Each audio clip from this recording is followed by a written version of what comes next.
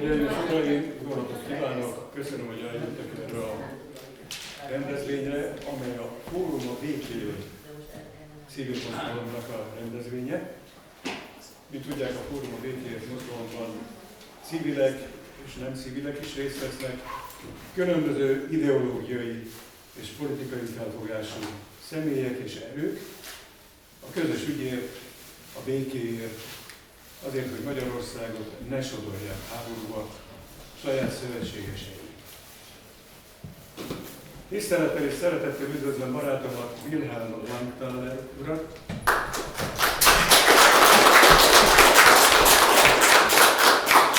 Az Osztrák Társadalmi Koalíció a Békéért és Semlegességért tömörülés képviselőjét. A mai összejövetelünk célja, mint tudhatják, az, hogy megvédjük Ausztria semlegességét osztrák barátainkkal, akik hát elsősorban küzdenek érte, és igyekezzünk lépéseket tenni Magyarország semlegességének kivívása felé, legalábbis egy olyan aktív semlegességi politika folytatásáért, amely mentes a kétértelműségektől, és egyértelműen arra vesz irányt, hogy kiegyezést hozzon létre kelet és nyugat között a kölcsönös biztonság elismerése alapján. Ez az a híres orosz követelés, amelyet még 2021. december 15-én Moszkva megfogalmazott, és a NATO, meg az Egyesült Államok hosszú, nehézkes tárgyalások után visszautasított, és nem volt hajlandó belemenni. Ezért aztán a többit ismerjük. A február 24-én kezdődött katonai beavatkozást. Osztrák barátaimmal jártam május 11-én, és Bécsben tartottuk az első megbeszélést arról, hogy hogyan lehetne összefogni konkrétan is a semlegesség megvédéséért Ausztriában és a semlegesség eléréséért Magyarországon.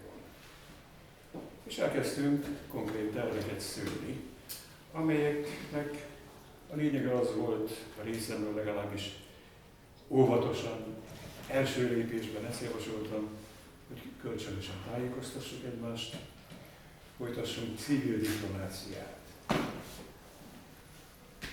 Bécsben, Budapesten keressük fel azokat a nagykövetségeket, amelyekre gondolunk, és járjunk közbe, sürgessük, gyakoroljuk nyomást annak érdekében, hogy Ausztria semlegességét nem váltsák fel NATO tagsággal, a Magyarországét viszont, a magyar NATO tagságot viszont igyekezünk felváltani semlegességhez.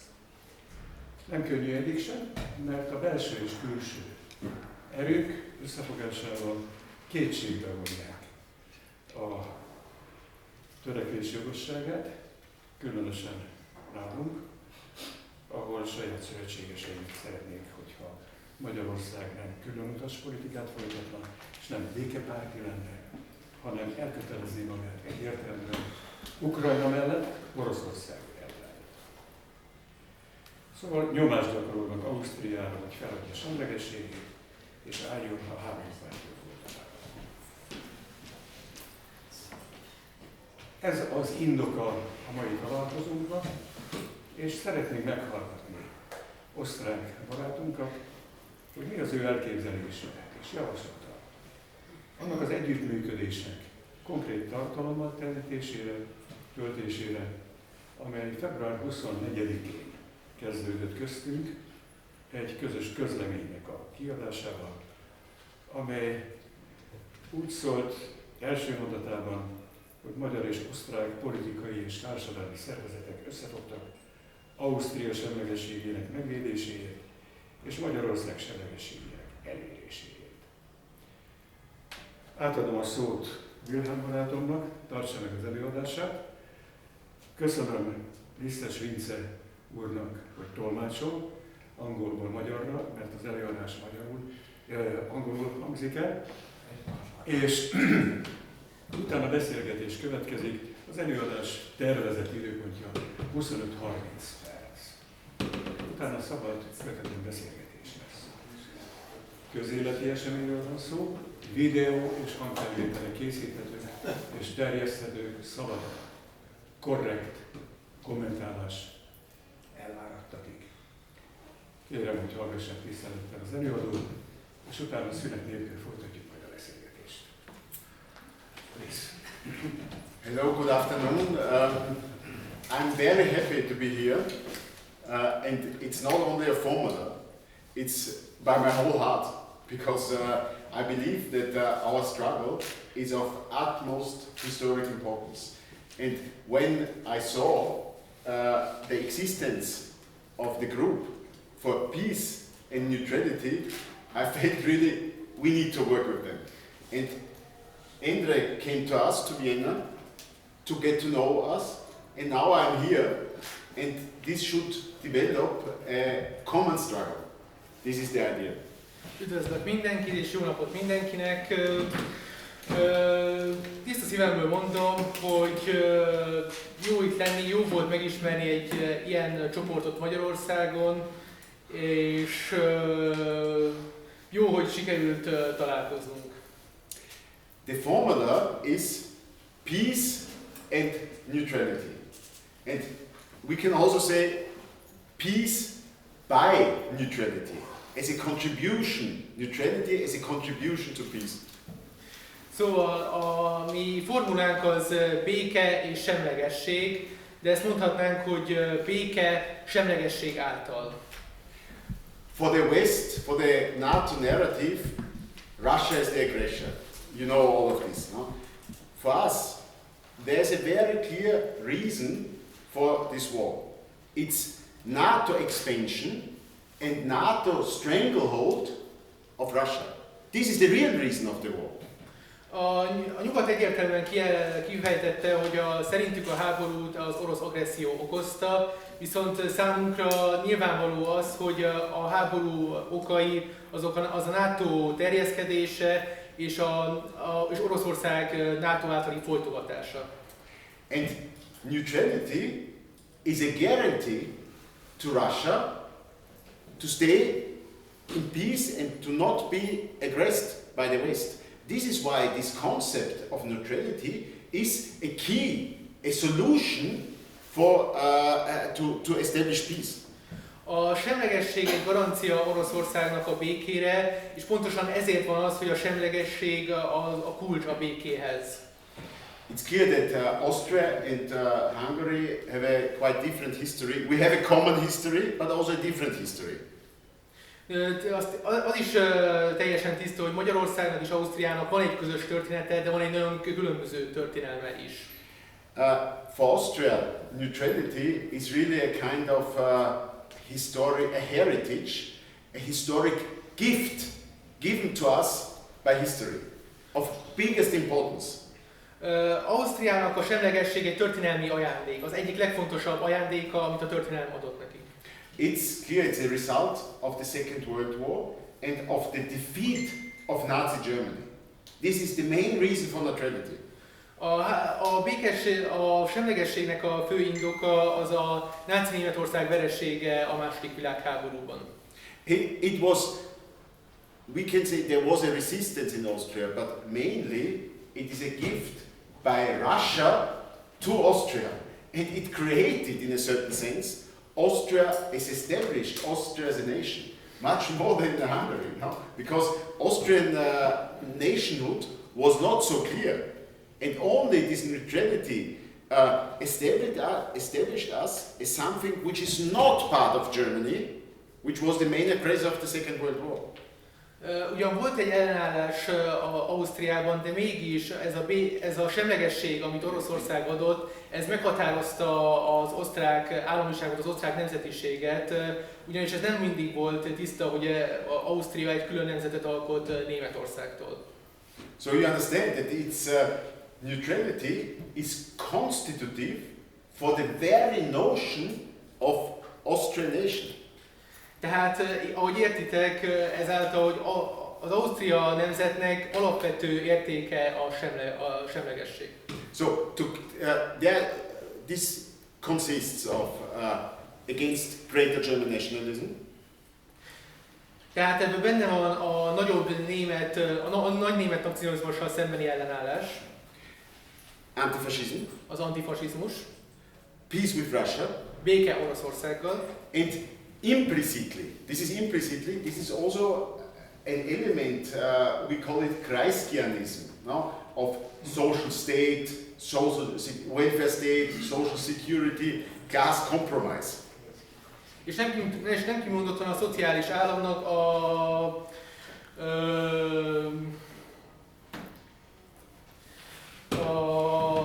a törődő államnak, a törődő állam is ennek része. Okay, came the European Union in the late 80s, beginning of the 90s. In the beginning of the 90s, the European Union came and wanted to eat Austria. A 90-es évek elején ugye megszületett az Európai Unió, és ez be akarta emészteni Ausztriát. They also wanted us to push us into NATO at the time. És bele is akartak minket kényszeríteni a NATO-ban. But Austrian population, they did not want to go into NATO. De az osztrák nép nem akart a NATO-ba menni.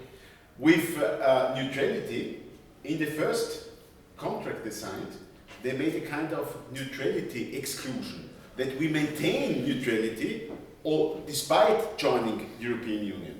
Így az első szerződésben, amit alá is írtunk, ebbe belefoglalták azt, hogy megtartjuk a semlegességünket annak ellenére is, hogy az Európai Unióba csatlakozunk. This was to cheat people, because later, some years later, they dismissed this clause. This was gone. But to convince people to go into the union, because if you are in this union, you cannot be any more neutral. This is a lie. Ezzel átverték az embereket, ugyanis később ezt a klauzulát eltüntették. Tehát ezt csak arra használták fel, hogy az embereket rávegyék arra, hogy csatlakozzanak az Európai Unióhoz, de nem arra, hogy a semlegességet megtartsák. And since that time, our political, military, economic elites, they do whatever they can to dismantle neutrality. They try whatever they can, but they did not succeed. És azóta a politikai, katonai és gazdasági elit mindent megpróbált azért, hogy ezt a semlegességet végleg megszüntesse, de eddig nem sikerült. When the war, the escalation of, because this war started in 2014, but when the escalation started on 24th of February of 2022, you know, there was all this propaganda, Russia, aggressor, is the aggressor nation, and so on and so on. The result of it was that support for neutrality grew again. It was not diminishing, but it was growing again, because people understood that neutrality is a means to stay outside the war. És amikor ez a 2014-ben kezdődött háború 2022. február 24-én kiterjeszkedett, akkor szintén megindult egy propaganda Ausztriában is a semlegesség ellen, az oroszok ellen, viszont a semlegesség támogatása pont, hogy nőtt Ausztriában ez alatt az idő alatt. Some polls at the time said before the escalation there were about 2/3 of the population in full support of neutrality. Now it should stand at 90%. That means that we won about 25 points. This is a huge political success for us. A háború előtt a felmérések körülbelül azt mutatták, hogy a népesség 2/3 támogatja a semlegességet. Most ez valahol a 90%-nál áll, így ez a durván 25%-i növekedés, ez egy hatalmas siker számunkra. The big problem we have is, we have a big majority with us in society, but passivity, people are passive. This is the problem. We feel that we have a background, but they don't take to the street. This is the situation.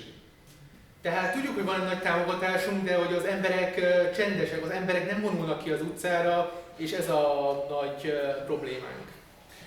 Yesterday afternoon we had a protest activity at the presidential palace. Tegnap délután volt egy tüntetésünk az elnöki palotánál. Because the president which is from the Green Party, used to be peace, blah, blah, blah, blah. Now he wants to send Austrian soldiers to Ukraine to demine. No, it's not possible according to neutrality. Mivel a zöld párti elnök, aki eddig a békéért állt ki, de most már katonákat küldene Ukrajnába. Fact is also that the political system, they don't dare to go so far, because they know that if they do this, they will have a political problem, because people will not support this. So already the chancellor said, we will not do this. But we took to the street to make it clear, we are against this, take care, we will fight. Most tudjuk, hogy politikailag ez nem lehetséges, hogy katonákat küldjenek, viszont mi mégis fontosnak éreztük azt, hogy kimenjünk az utcára, és ezt hangosan ki is jelentsük, hogy igen, itt semlegesség van. The tragic thing is, passivity is not only in the population, passivity is also in the left. The left does nothing. A probléma továbbá az, hogy a passzivitás nem csak a népességben érzékelhető, hanem a baloldalon is, ami nem csinál semmit sem. And we have a kind of similarity now with Hungary in the sense that here your Prime Minister, Orbán, is at least putting a frame on the war drive, a break.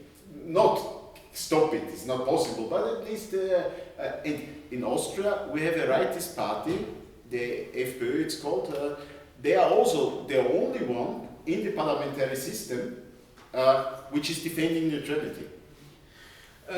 Annyi hasonlóság van Magyarország és Ausztria között, hogy nálunk Orbán valamennyire valamennyire visszatartja a szélsőjobbot, részben ezzel a semlegességi beszédével. Ugyanúgy, ahogy Ausztriában is a vezető FPÖ párt szintén a semlegesség mellett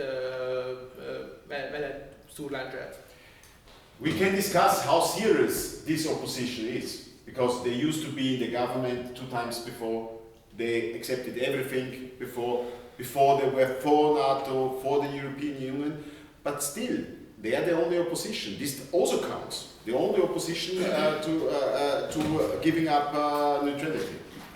Persze ezt fontos megjegyeznünk, hogy ez a párt Ausztriában a korábbi években sokszor megadott mindent a NATO-nak, amit akart, tehát itt is nem tudjuk megmondani, hogy mennyire komoly ez az ellenállás, de mégis igazából ők azok, akik ezt az ellenállást hangoztatják.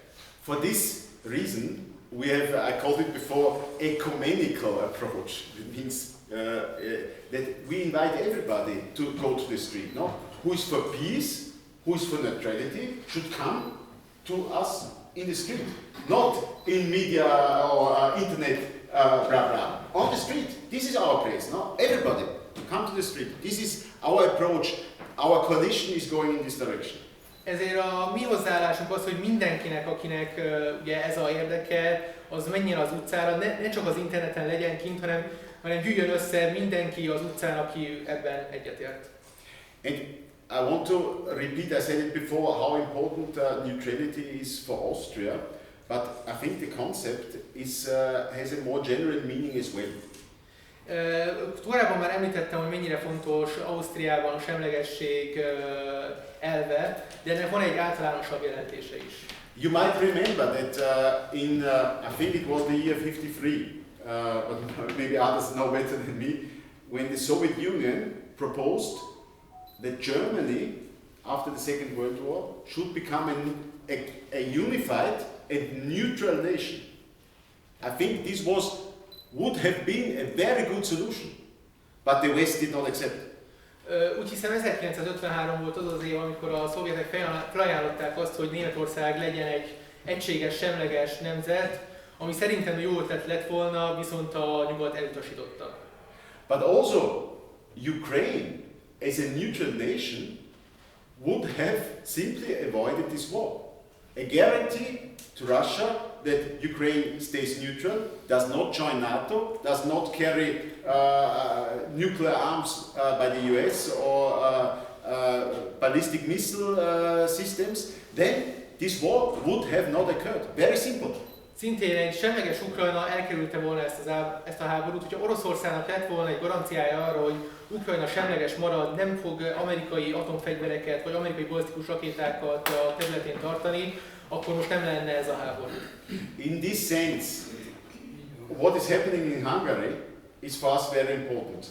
Both the position of Orbán, of the government, but also the existence of a movement for peace and neutrality, which we completely share the content.